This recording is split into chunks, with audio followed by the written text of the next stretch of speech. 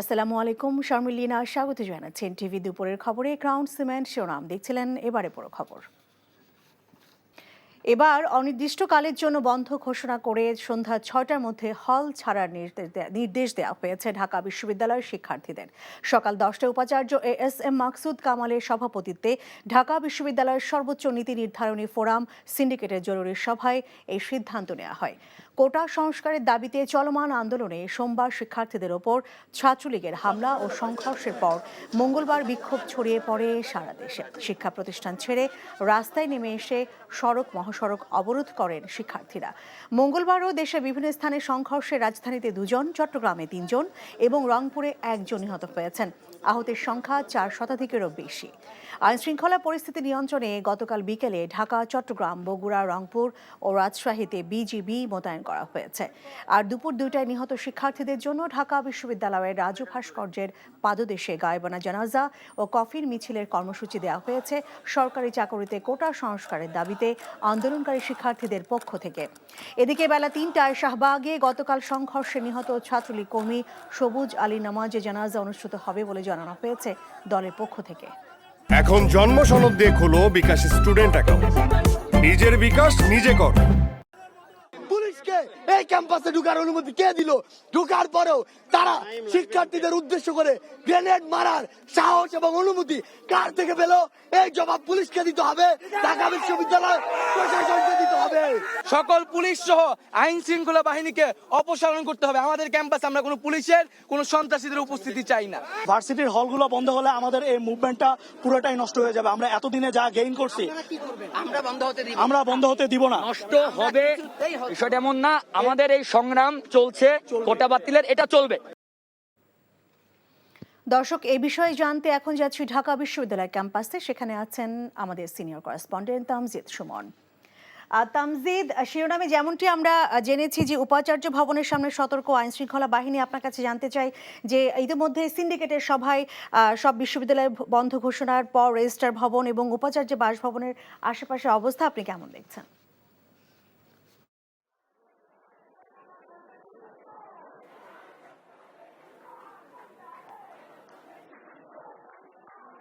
এখন এই মুহূর্তে উপাচার্য বাসভবনের সামনের অবস্থা সুউত্তপ্ত, কারণ শিক্ষার্থীরা এখনো এখানে স্লোগান দিচ্ছেন, বিক্ষোভ করছেন এবং তারা যেটি বলতে চাচ্ছেন যে এটি তাদের ক্যাম্পাস, ঢাকা বিশ্ববিদ্যালয়ের শিক্ষার্থীদের ক্যাম্পাস এটি।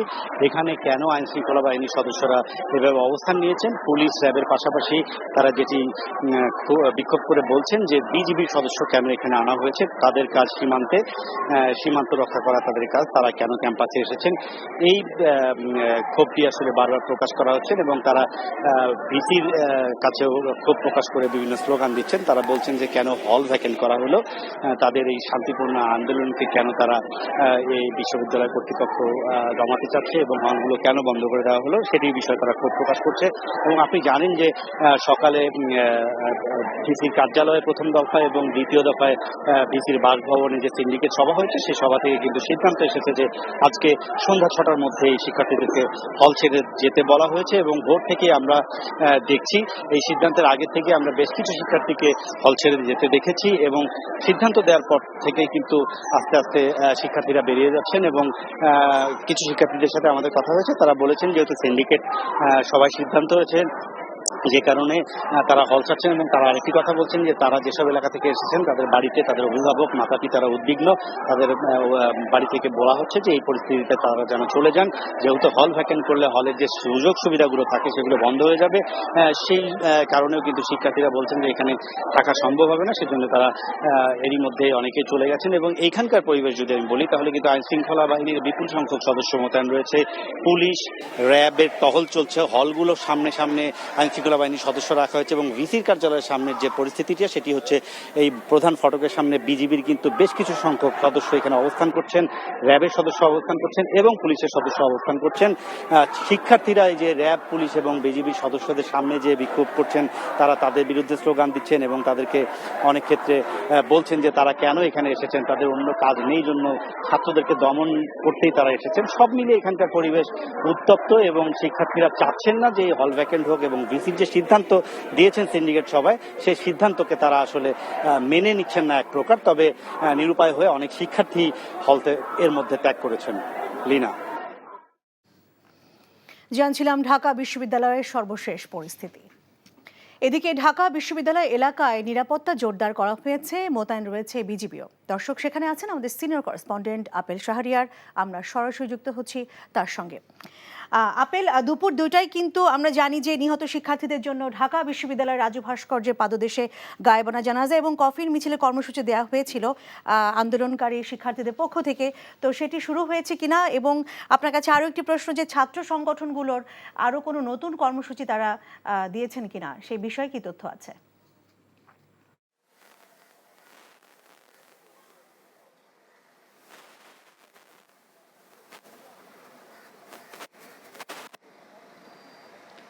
এখন ঢাকা বিশ্ববিদ্যালয়ের যে বর্তমান পরিস্থিতি যদি আমি বলতে চাই, তাহলে হচ্ছে কোটা বিরোধী যারা আন্দোলন করছে তাদের সাথে পুলিশের একটি মুখোমুখি অবস্থান। আমি এখন রাজু ভাস্কর্যের সামনেই আছি। আপনি যেটি বললেন যে এখানে যে কর্মসূচি রয়েছে, অর্থাৎ পুলিশের ঊর্ধ্বতন কর্মকর্তা কয়েকজনের সঙ্গে আমি কথা বললাম, তারা যেটি বলছেন তারা বিশ্ববিদ্যালয় প্রশাসনের সঙ্গে কথা বলে, অর্থাৎ তারা যে নির্দেশনা দিচ্ছেন সেই নির্দেশনাই তারা বাস্তবায়ন করছেন এখানে রয়েছেন। অর্থাৎ বিশ্ববিদ্যালয় কর্তৃপক্ষ বা প্রশাসন থেকে যেটি বলা হয়েছে যে রাজু ভাস্কর্যের সামনে যে কর্মসূচি ঘোষণা করা হয়েছে, এখানে যে শিক্ষার্থীরা বা আন্দোলনকারীরা যারা আছেন তারা যে এখানে অবস্থান নিতে না পারেন, এই জন্য সতর্ক অবস্থানে এখানে রয়েছেন।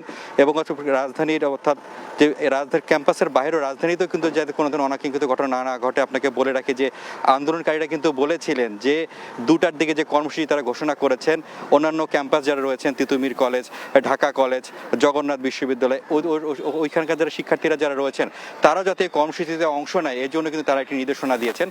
এই জন্য আসলে ক্যাম্পাসের যে প্রবেশ পথগুলো রয়েছে সেখানে কিন্তু পুলিশ ব্যারিকেড দিয়ে রেখেছে, কোনোভাবেই বহিরাগতরা যাতে প্রবেশ করতে না পারেন সেদিকে তারা সতর্ক রয়েছেন। তবে এখনো থমথমে অবস্থা বিরাজ করছে। আমার কাছে যেটি মনে হচ্ছে যে বর্তমান পরিস্থিতি আরো সামনের দিকে যেটি যাচ্ছে। পুলিশ বলে দিয়েছে যে এখানে রাজু ভাস্কর্যের সামনে যে কর্মসূচি ঘোষণা করা হয়েছে, এখানে শিক্ষার্থীদের এখানে অবস্থান নেওয়ার কোনো সুযোগ নেই। তারা যেটি করছেন যে শহীদুল্লাহ হল এবং 21শে হলে কিন্তু কোটা বিরোধী আন্দোলনের কিন্তু মূল অংশটি কিন্তু ওখানে রয়েছে। অর্থাৎ তারা যেটি করছেন যে এখানে তারা ব্যারিকেড দিয়ে রেখেছেন, তারা যদি আন্দোলন করতে চান বা যদি অবস্থান নিতে চান তাহলে তাদের জন্য দোয়েল চত্বর, অর্থাৎ শহীদ মিনার, ওই জায়গাটি তাদের জন্য একটু স্পেস দেওয়া হয়েছে।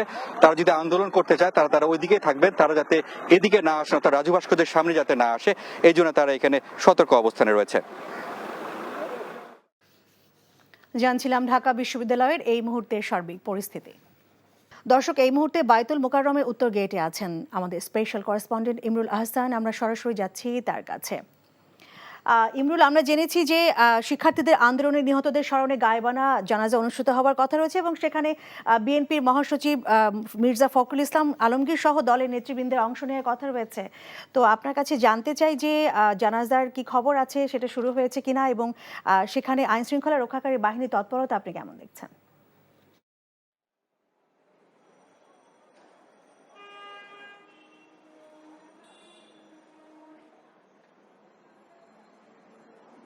লিনা, জানাজার নামাজটি ইতিমধ্যে শেষ হয়েছে। গায়েবানা জানাজাটি যেটি বিএনপি এবং যুগপৎ আন্দোলনের যারা রয়েছেন তারা সম্মিলিতভাবে এই গায়েবানা জানাজাটি আয়োজন করেছিলেন।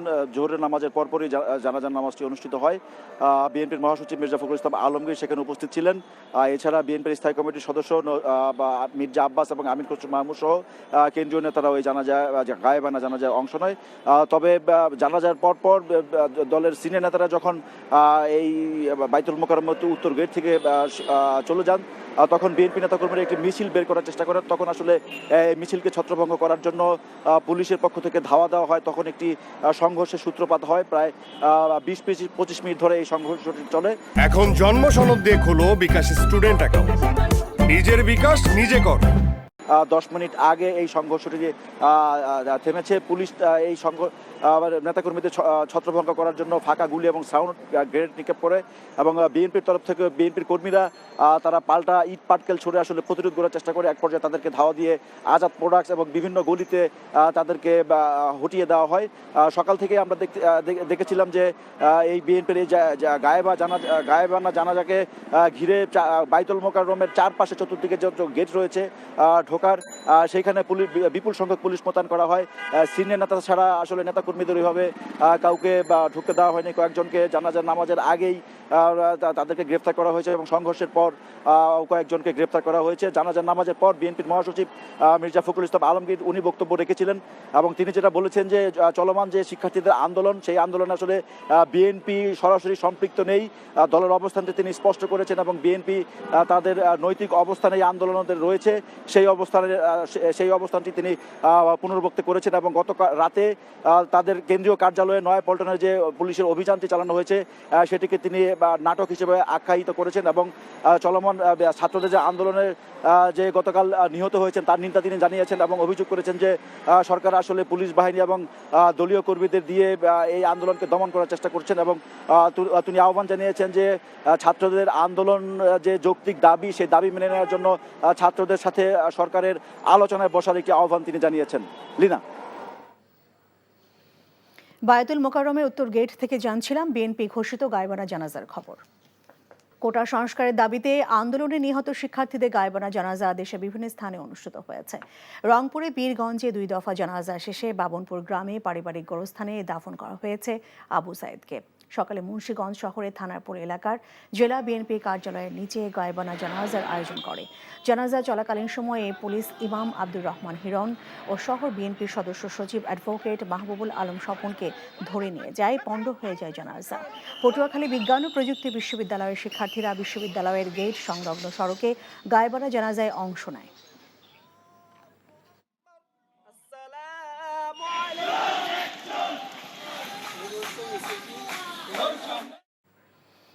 আজ পবিত্র আশুরা। যথাযোগ্য ধর্মীয় মর্যাদা ও ভাব গাম্ভীর্যপূর্ণ পরিবেশে নানা কর্মসূচির মধ্য দিয়ে সারা দেশে পালিত হচ্ছে এই দিনটি। আশুরা উপলক্ষে রাষ্ট্রপতি মোহাম্মদ শাহাবুদ্দিন ও প্রধানমন্ত্রী শেখ হাসিনা পৃথক বাণী দিয়েছেন। ত্যাগ ও শোকের প্রতি কারবালার এই শোকাবহ ঘটনা পালন করতে প্রতি বছরের মতো এবারও রাজধানীর বিভিন্ন স্থানে তাজিয়া মিছিল করেছে শিয়া সম্প্রদায়ের মানুষজন। রিপোর্ট করছেন হাসান মাহমুদ। ধুধু মরুপ্রান্তর, সেখানেই আটকে রাখা হয় 72 সঙ্গী সহ ইমাম হুসাইন রাদিয়াল্লাহুকে। তৃষ্ণায় ছটফট সবাই। এক ফোঁটা পানি দেয়নি ইয়াজিদ বাহিনী। ন্যায় ও সত্য প্রতিষ্ঠার জন্য জীবনের শেষ বিন্দুতে দাঁড়িয়েও লড়াই করে ইয়াজিদ বাহিনীর হাতে নির্মমভাবে শাহাদাত বরণ করেন ইমাম হুসেন রাদিয়াল্লাহু তাআলা আনহু। 61 হিজরির আশুরার সেই দিনের প্রতি বিনম্র শ্রদ্ধা নিবেদন করেই শোকের মাতম তাজিয়া মিছিল।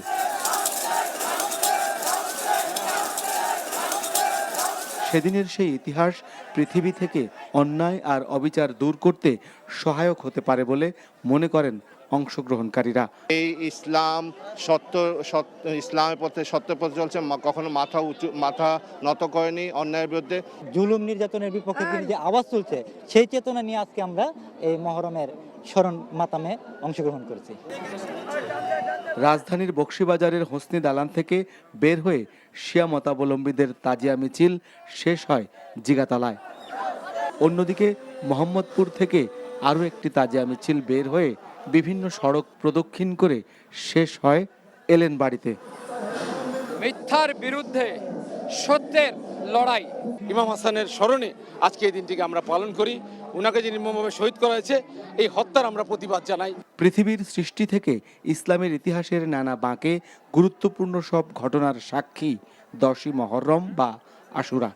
এদিনে যেমন সংঘটিত হয়েছে ইসলামের অনেক গৌরব আর বিজয়গাথা, তেমনি ঘটেছে হৃদয় বিদারক কাহিনীও। আরবি 12 মাসের মধ্যে 4টি মাসকে সম্মানিত করা হয়েছে, তার মধ্যে মহররম অন্যতম।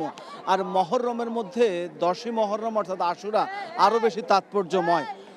সত্যের পক্ষে, ন্যায়ের পক্ষে, মিথ্যা আর জুলুম নির্যাতনের বিপক্ষে এই আশুরা তাই তাৎপর্য বহন করে, বারবার শিক্ষা দেয় সত্যের ঝান্ডাকে উঁচু করে ধরতে। Hasan Mahmud, NTV news, Dhaka. বাংলাদেশের চাকুরিতে কোটা বিরোধী আন্দোলনকারীদের নিরাপত্তা দেওয়ার আহ্বান জানিয়েছে জাতিসংঘ। জাতিসংঘ মহাসচিবের মুখপাত্র স্টেফেন ডুজারিক বলেছেন, জাতিসংঘ ঘটনা নিবিড়ভাবে পর্যবেক্ষণ করছে এবং সহিংসতায় উদ্বিগ্ন। এদিকে বিক্ষুব্ধ শিক্ষার্থীদের ওপর হামলা এবং হতাহতের পরিসংখ্যান তুলে ধরেছে আন্তর্জাতিক গণমাধ্যমগুলো। মার্কিন বার্তা সংস্থা Reuters, associated press, CNN, Fox news, voice of America, British গণমাধ্যম BBC, the guardian, sky news, German গণমাধ্যম ডয়েচে ভেলে, তুর্কি গণমাধ্যম আনাদোলু এজেন্সি, TRT, কাতারি গণমাধ্যম আল জাজিরা, সৌদি গণমাধ্যম আরব নিউজ, দুবাইয়ের গণমাধ্যম গালফ নিউজ, চীনা গণমাধ্যম CGTN, মালয়েশিয়ার গণমাধ্যম দ্য স্টার, সিঙ্গাপুরি বার্তা সংস্থা এশিয়া নিউজ নেটওয়ার্ক, পাকিস্তানি গণমাধ্যম ডন, ভারতীয় গণমাধ্যম Times of India, NDTV, the Hindu সহ বিশ্বের শীর্ষ গণমাধ্যমগুলো শীর্ষ খবর হিসেবে প্রকাশ করেছে বাংলাদেশের চলমান ছাত্র আন্দোলনে সহিংস হামলাকে। দর্শক, বরিশালে কোটা বিরোধী আন্দোলনকারীদের সাথে পুলিশের সংঘর্ষ চলছে। এই খবর জানতে আমরা এখন যাচ্ছি বরিশালে আমাদের সহকর্মী আক্তার ফারুক শাহিনের কাছে। আর শাহিন, আন্দোলনকারীদের সাথে পুলিশের ধাওয়া পাল্টা ধাওয়া কি খবর আছে আপনার কাছে? আমরা আপনার পেছনে দেখতে পাচ্ছি যে এখনো ধাওয়া পাল্টা ধাওয়া সংঘর্ষ চলছে।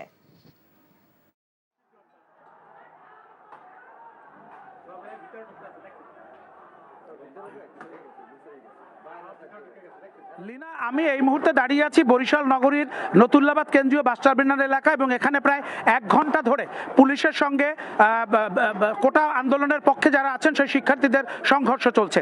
এখানে আমি যদি আপনাকে দেখাই, এখানে সকালবেলা 11:30টার দিকে প্রথম কোটা আন্দোলনের পক্ষের সমর্থকরা এখানে এসে সড়ক অবরোধ করেছে, ঢাকা বরিশাল মহাসড়ক, এবং প্রায় 25-30 মিনিট পরে এখানে পুলিশ এসে তাদেরকে প্রথমে উঠিয়ে দেওয়ার চেষ্টা করে এবং শিক্ষার্থীরা মানে প্রতিরোধ গড়ে তুললে পুলিশ এবং শিক্ষার্থীদের মধ্যে ধাওয়া পাল্টা দেওয়া সংঘর্ষ শুরু হয়। এখানে এখন পর্যন্ত মানে বেশ কিছু টিয়ার সেল, তারপরে সাউন্ড গ্রেনেড এবং পাশাপাশি ফাঁকা গুলি করেছে পুলিশ।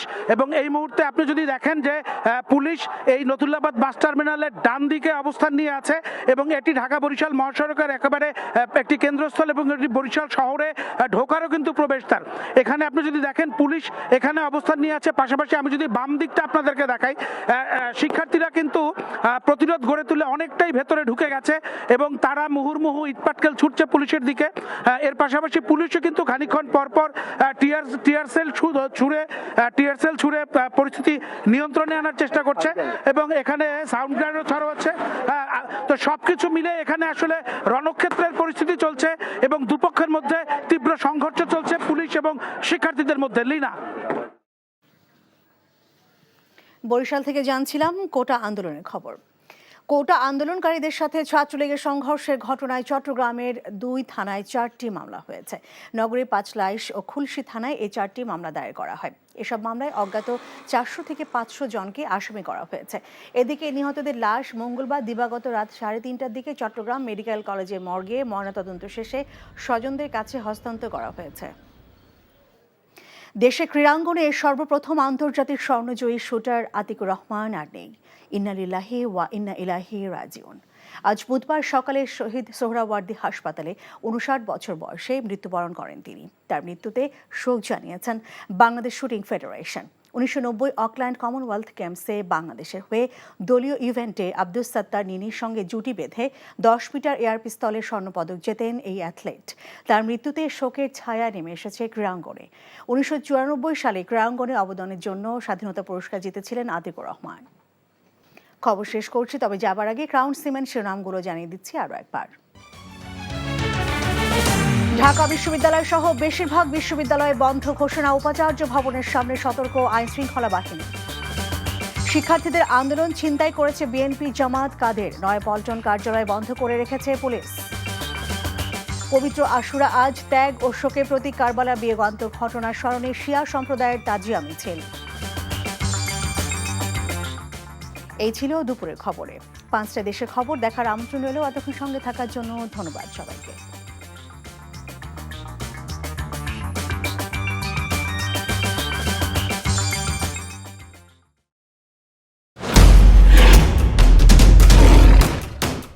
মাসুদ চেয়ারম্যান চাপলে কি হয় জানোস না? এমন মায়ের মারুম কুত্তার মতো খালি সাইড পারবি।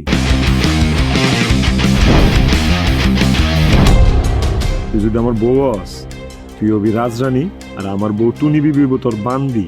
আমার সংসারটা কেন ভাঙতে চাও ময়না? নিজের জামাই আটকা রাখতে পারেন না? কেমন বউ আপনি? কেলেঙ্কারির আর কি বাকি আছে? বদনাম তো শৈলেই লাগছে। আপনার প্রথম বউ কি আত্মহত্যা করছিল নাকি আপনি মারছেন?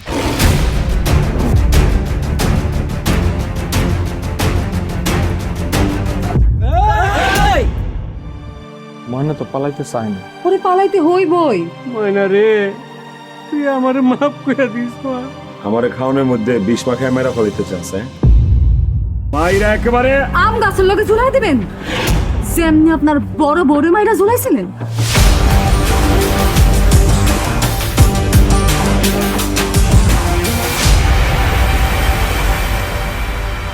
এখন জন্ম সনদ দিয়ে খোলো বিকাশ স্টুডেন্ট অ্যাকাউন্ট। নিজের বিকাশ নিজে কর।